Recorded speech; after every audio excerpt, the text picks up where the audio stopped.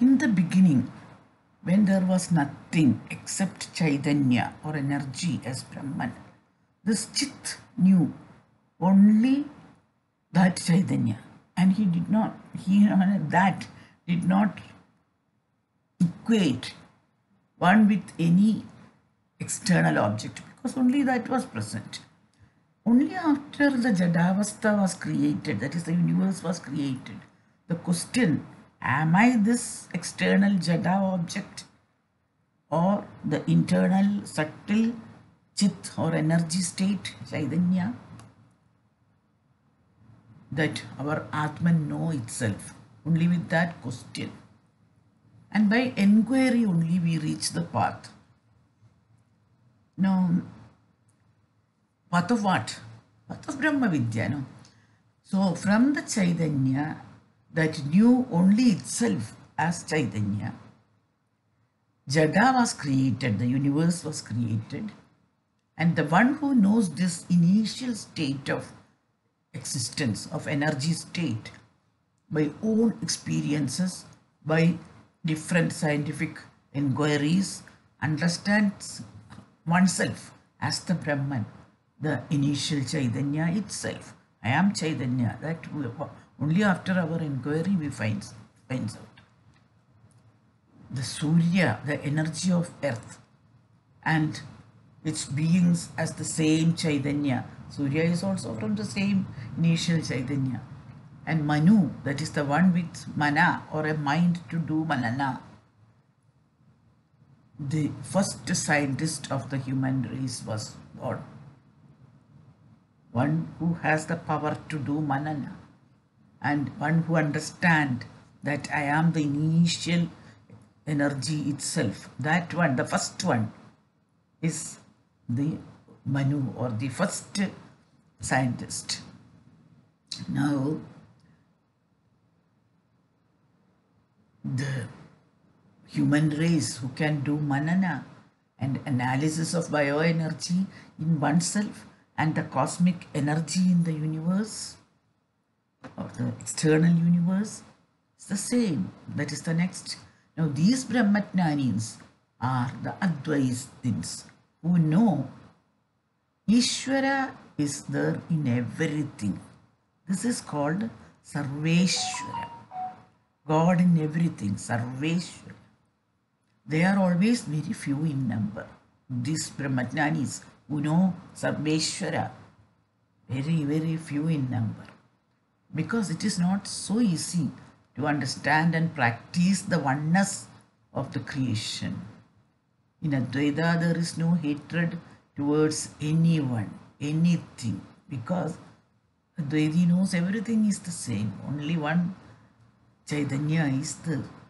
And they need not convert or from one path to another. There is no need, because everything is one. So that is known only by an Advaithin. And because of this, they see God in everything, in everyone, because everything is sacred. If there is God in everything, everything has to be sacred. Everyone is sacred since there is God in everyone, everywhere. This is the Sarva Vyapitva or the Sarveswarathwa. Now, only when there is a duality, there is a second one, Dvaita, people feel that there is another one or another person who has to be in hatred or in love with them. No, if it is everything, there is no hatred, no love, nothing. Everyone is alike. So, there is nothing to be destroyed. There is nothing to be hated. So, an Advaiti who see God in everything, from where can he go to another? How can he move from one place to another? Because everywhere is God. So there is no need to go anywhere. You can sit somewhere and see God in everything. Such a existence is very, really rare actually to find.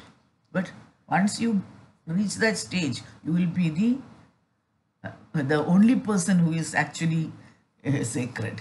That type of rishis, that type of people have lived in this world. That is why the world is still going on. Now, she thinks, Advaiti thinks,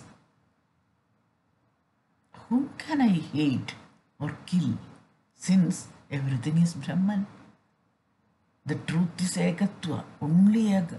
The Sarveswarathwa is actually the Ekeswarathwa. For everything it is God, then it is only one God, no Eka. So, perceived in this way, is manifested in the universe, is the universal love or compassion, which ends up in the Ahimsa of Indian philosophy, That is the Advaitha, which brings the, what you call, the universal love or compassion for everything. And in practical life, it is called Ahimsa. Even though the rishis who directly perceived the truth were only a few in number in each era, the principles they taught were accepted by people, all people. And that part is the practical Advaita of India, ancient Advaita of India. If Ishvara is the goal that we all want to discover what it is, and Jiva is the inquirer, Jeevathma is the enquirer, and Ishvara or Paramatma is the goal of every enquirer, then there are definite methods of research and enquiry to find out Ishvara. Then does not this mean Advaita? If there is an enquirer and something to be enquired, there has to be Advaita, no? If it was Advaita, who should enquire and whom and which will be the path? Everything is the same. What is the meaning of words like Uttarayana and Dakshinayana? And what difference is there in the goal in whichever way one goes? All these questions are asked by people. Now the answer to this is, with Vachana, the sentences, the words, one cannot create Shakti in a Vastu or in an object. Science or Shastra is only Jnapaka. Jnapaka means informative and not Karaga. It is not creative. The above said sentences were all informative words to give you some information. They can be understood. That's what you call as Dharana. You can do Dharana on these words. But after that, if one does not do Upasana by Dhyana of it, Atma Shakti will not be created and experienced. That means you won't get Swanubhoothi just by listening these words. You have to do Upasana, you have to do Dhyana, meditation about these words. Then only you get the Swanubhoothi. Those sentences do not give any benefit if you don't do these things. So understand the sentences like 1. Every Jeevatma should enquire for the truth. Truth is the Ishvara here. Only those who enquire will find out. Even in Bible it is said, no? You have to enquire, only then you will find out. Same thing here also it is said. The third one is the best for attaining the Mritatva is the path of Uttarayana. That is what they said. Uttarayana is the path of the sun's path. That is the bright half of the year. Now, what is meant by that? As the informative or Jnapaka scientific sentences, only then the doubt of Dvaita Bhavana will be removed. Now, Brahma is like Saindhava. Saindhava means salt. Saindhava is salt actually. So Saindhava Samskriti means the salt Samskriti, no? Yes, the salt. The salt means it's the entire thing that is made of. And now, Saindhava is Ekarasa. In outside or inside, in the Saindhava, It is the same rasa, Ekarasa. In Madhukanda and Muniganda, this Egathwa alone is advised as part of the Advaita or Amrdatva. The path of Amrdatva is this Ekarasa. Now, all the branches of the Upanishads and this Brahmatma Ikya alone is the fixed meaning and aim of knowledge. Whichever Upanishad you try to explain, the ultimate thing is that Brahma Atma Aikya. Brahma and Atma are one. Aikya, one.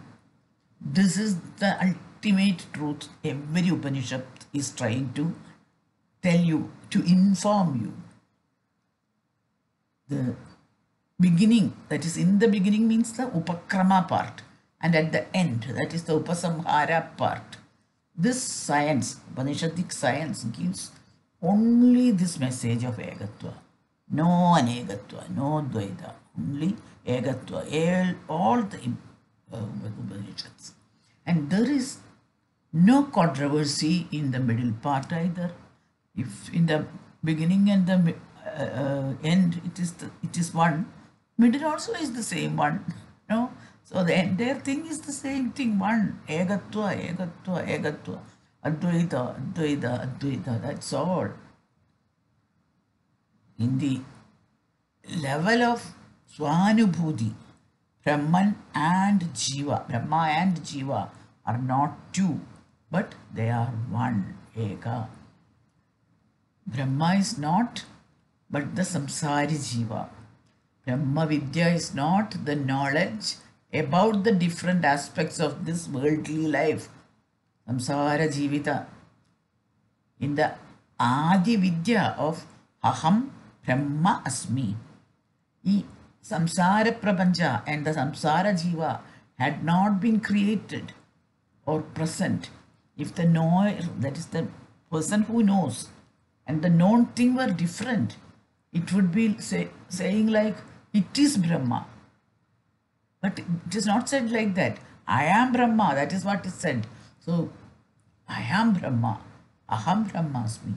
It is the own experience. That experience you have to get. That experience is what we are looking for. And the scientific thought takes one to the statement. Next statement, that is Brahma. I am Brahman, that means the universe, the Prapancha is Brahma. I am Brahma, that Prapancha is Brahma. Then it is informative. It is not a statement actually, it is informing us. But the own experience, I am Brahma, is Karagatva, the creativity. And that alone can create. That Karagatva, that creativity alone creates.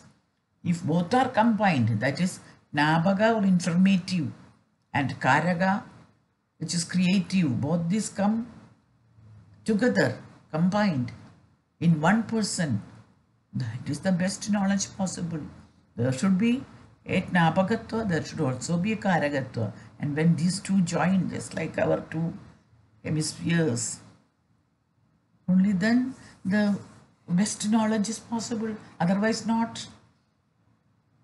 In Mandokya Karyaga commentary, Acharya asks, can we boil one half of an egg and from the other half generate a chick? What a question, no?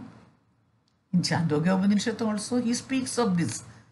He calls this Artha Jaradiya Nyaya. Artha Jaradiya Nyaya. He says it is like saying half of a woman's body is young and the other half is old. Is that possible? Then people think Brahma Vidya and Samsari Vidya are the same. Samsara and Nirvana are alike for a great yogin, but not to common people. They will not agree to that. It is just like in the modern word, it is just like a Schrodinger's cat. This Ardha Jaradiya Nyaya is almost like the Schrodinger's cat, which creates doubts in the minds of hearers. Doubting forever, the mind is destroyed. As in Bhagavad Gita it is said, Samshayatma Vinashyati. Therefore, instead of saying things which will destroy the minds of other people, the Advaiti, the yogi, one should say, or as far as possible try to clear the doubts. That is the view of Shankara. Don't make confusion in the minds of ordinary people. You should clear if there are any doubts, not the other way around. People making lots of confusion are actually making trouble. Brahma is Eka, and it has been proved in several ways by Shruti. Wherever we find Dvaita, understand that it is a projection onto Brahman, which is Eka. On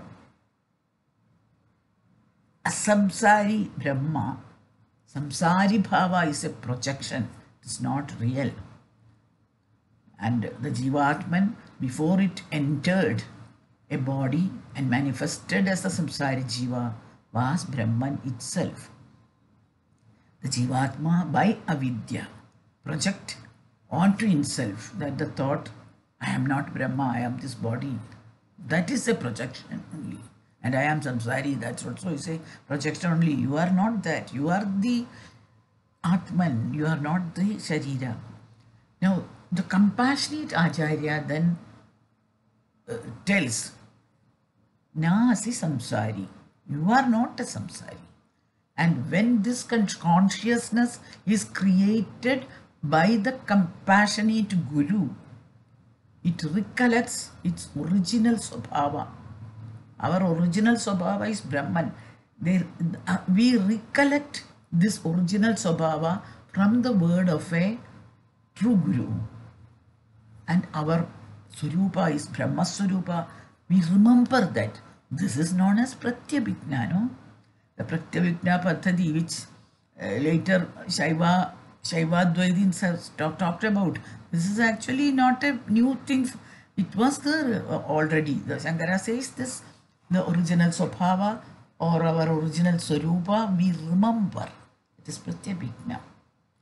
That scholar of the Purvabhaksha asks, that natural and the knower of the Brahma, tell me what is that Atman?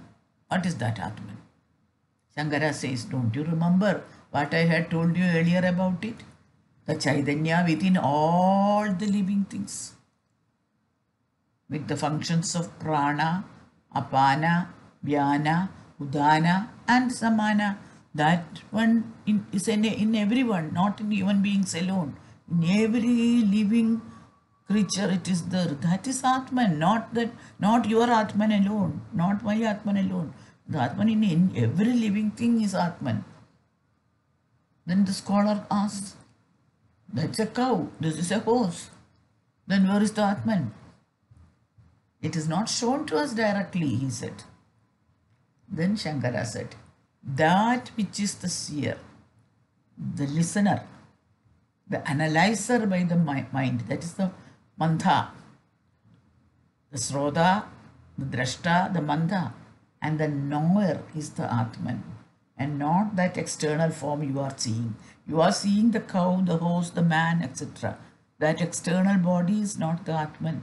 That which knows, that which see, that which listen, that which analyze with the mind, that thing inside, that subtle thing is the Atman. You can't see that as a body. Then the Purvavaksha says, the form of that doer of kriyas, like darshana, etc., is not still shown to us directly, perceivable. We want to see that directly. We want to see the Atman directly. We want to see God directly with our own eyes. The function of going is not the one who goes. The function of cutting is not the one who cuts. Then Shankara says, the seer of the seen, that is, the drashta of the drishya, the hearer of the shruti, the shrota of the shruti, the mantha of the mata, manana, the one who does manana on different opinions. Mata is opinion here. The Vijnada of the Vijnana, one who knows wisdom, knowledge, is the Atman. Then Purvavaksha said, what is the difference between the drashta of a pot and the drashta of a vision or a darshana? There is only difference in the scene. The same drashta is seeing the pot as well as the vision. No? So that is the next question of the Purva Paksha. Then Shankara says, for the drishya and the darshaka, that is the scene and the seer, to become one, the drishya has to be the eternal drishya. A pot is not an eternal drishya, no? In the eyes of the drashta, that drishya should say eternal. That it should be eternal, always bright and never disappearing. Only then you can call a person a darshaka. Not a person who just see the pot, the horse, the cow, the other things which are all disappearing things. That is not the darshana. Darshana, if only the eternal truth is being seen, only then you call the drashta as a darshaka. This does not happen in the external objects like pot, etc. We see it. They get destroyed. We may even forget about that in a minute. No? Sometimes it is seen, then it is destroyed. Both not only outside but also inside our this thing also it is not. It is not continuously present in the entire universe and also in the darshaka's mind. Only then we can call it. So the Purvavaksha asks, that means Drashta is able to see two types of Drishya, is it not? The eternal and the changing, two are there. Shankara said, yes, definitely there. The Shruti Vajana, the Darshana of a Drashta is never lost. It's not about the pot or any external things that he is seeing.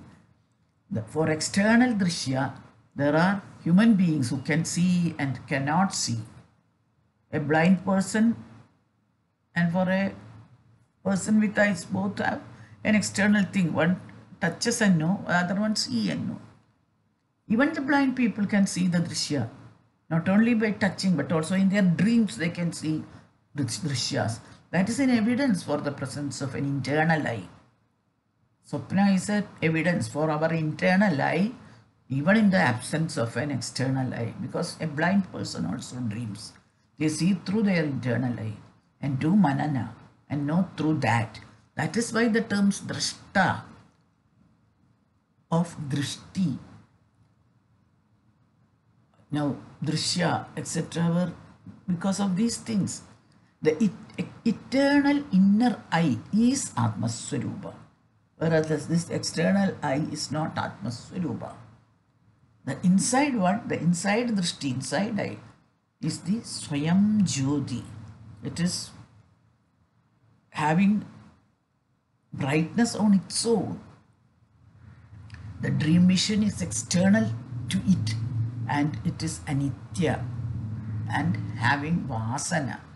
The Swapna Drishti is generated by vasana and is anitya. But it functions both in dream state and in the vacant Jagrat state, just like heat or fire in the Agni. The Swarupa of Atman is the Drishti. The Drashta is that internal Drishti. This has been proved by Kanada. Kanada's views, Shankara quotes here. The Brahman knows that eternally seen form as Chaitanya or own energy, not projected upon by external objects. That energy is not projected upon by the external things, whether one jiva knows it or not. That is, some people may not know it, others know it. It doesn't mean that whether you know or know it, know about it or don't know about it, it is there. So that energy is the eternal, whether you know it or not. No, actually here Shankara is explaining what Einstein said later on. Energy or E is equal to mc square. That thing is being explained in Sanskrit words by Shankara. Energy alone is truth. What you see as mass or the velocity of or gati of these things, those things are only energy. The function, mass and the function of the mass, energy. All these are energy itself, nothing else. This is being explained in Sanskritic words. Then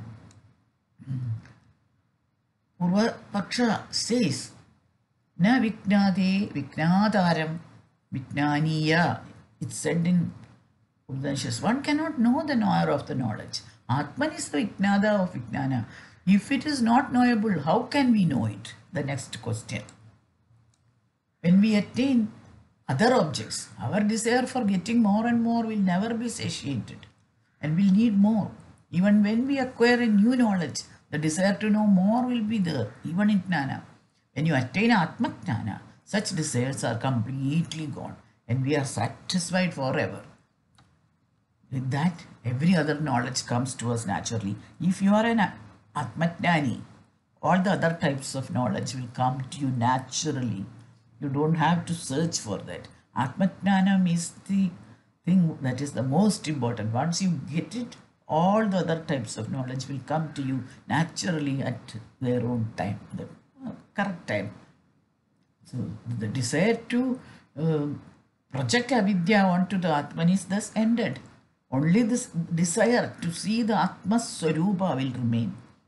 The Vijnada or the knower of the Vijnana as Brahma is myself. Atman, I am Brahma. Then only Atmopasana will help. Is pointed out by the Shruti in that sentence. I am the seer of all the sides. I am the Atman. I am the Brahman. Sakshat, Aparokshat, Sarvantara Atma, Asanayadhyadito. So I am beyond this drinking, eating, all these kriyas. I am that Aparoksha, that Sarvantara, that Sakshat Atman. This is experienced. Once a person gets this experience, he is neither gross nor subtle. He is both. The Jeevathma then says, I am not the samsarin. Samsarin is only a projection of myself. Thus he gets liberation from the projected Brahmatva onto this Atman, that is Brahman, and becomes Sarvam, all, everything. That is Advaita.